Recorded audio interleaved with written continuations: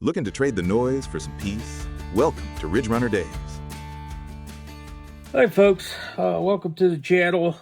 Today we're going to talk about two pistols I just received from Diamondback Firearms. Diamondback is an American-owned company. Their pistols traditionally haven't been popular because they weren't very reliable. I owned a DB380 at one time. It was the first generation, and it shot extremely accurate. It was a very accurate pistol.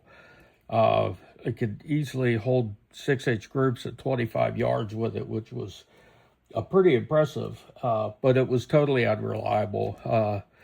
Diamondback, their defense, they tried sending me different springs. I did manage to get one magazine working fairly well where it wasn't, I wasn't having malfunctions. But the other magazine, I couldn't get it to work. So it turned out not to be a reliable carry pistol. So the two that I picked up from them, the first, there's a DB380. These are Gen 4s. And,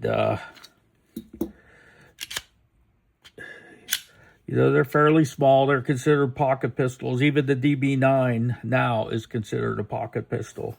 So you can see this one was cleared. And they have, they disassemble very similar to the Glock. So they have a Glock style functionality. The grip on it's fairly vertical. It's, it's a little different than a lot of the, traditional pistol grips. But I shot it pretty well. Now on the new generations, they come with the Glock style sights, so you can remove both of the sights on here, change them out. These ones come with an orange dot in the front with two white dots in the rear and a horseshoe notch in the back. So, the slides on the DB380, the slide is, it's fairly stiff, but I haven't shot this pistol yet. I haven't done anything with it, so I'm sure it's going to loosen up. Now the trigger on these, you can see the take up, and then it hits a pretty hard wall, and then it breaks fairly crisp, and then the reset is short. So, the trigger's not too bad. It feels to me like it's a little bit too far, when I'm back at the reset for my hands. I don't know. I got short fingers, but they're kind of fat and stubby. Size-wise, it's fairly small. You're looking at, just over 5 inches lengthwise. The thickness on it is roughly 3/4 of an inch. And then the other direction, we're at just under 4 inches without the pinky grip on the magazine. So I'm kind of anxious. I'll take these out and start shooting them. I want to put them through the ringer and see. Diamondback assured me that they've made some pretty good changes with their pistols. So I'm hoping they function well. They only ship with one magazine, so I'll try the one magazine and see how reliable they are. Here's the DB9 Gen4, and it's considered one of the, if not the smallest 9mm pistol on the market. This is considered a pocket pistol, and it's pretty small.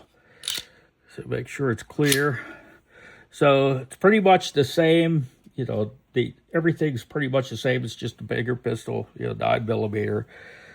They each hold 6 rounds, and I'm sure you could probably get a magazine extension. The disassembly on these is very similar to a Glock, and the DB9 comes with the same type of sights as the 380. It's pretty much a mirrored image, just a little larger pistol for the longer round. The slide on this one is fairly stiff. Now I'm sure, like I said before, this probably going to loosen up some as I start shooting it. The trigger is about the same. Here's the take up on it. and there's the brake, and then the reset. You know, the reset's pretty quick. It has a nice reset on it. The take-up's, you know, a good bit of take-up on it, but it feels pretty good. But size-wise, I mean, we're looking at the length of this pistol is roughly right about 5.5 inches long, and then the other direction we're looking at 4 inches. So it's a pretty small pistol, and from a comparison perspective, I'll pull up the Glock 42 here. Here's the Glock 42. We'll make sure it's clear. Everything's clear. So from a comparison perspective, you can see how much smaller the DB9 is compared to the Glock 42. This isn't a 43. This is a Glock 42. So it's considerably smaller. Now, I do have an extension on the magazine on the 4x42. But, there's a substantial difference there. So that's one of the... one thing that that drew me to the DB9, or at least taking a look at it, was the compact size of it. You don't really get a 9mm pistol. So I'm anxious to try them out. Now, as far as what comes in the box, you get your typical gun lock. You could take like the pinky grip off, and you put the other plate on the bottom of your magazine. And like I said, each comes with one magazine, and that's pretty much all they come with. So I don't know what the spare mags cost these days for them. So I'll take a look. I'll start shooting them and see how reliable they are. But just wanted to give you kind of a quick look at these. I also have a that I just picked up, was a Smith & Wesson Bodyguard 2.0. I know they've been out for a little while, but it really feels comfortable in my hand. So I need to get it out and shoot. I'll probably do another video on it, like a first look or something. But yeah, anyway, these are the two Diamondbacks. I'll start running ammo through them and see if we have any issues. I haven't really seen too much on YouTube.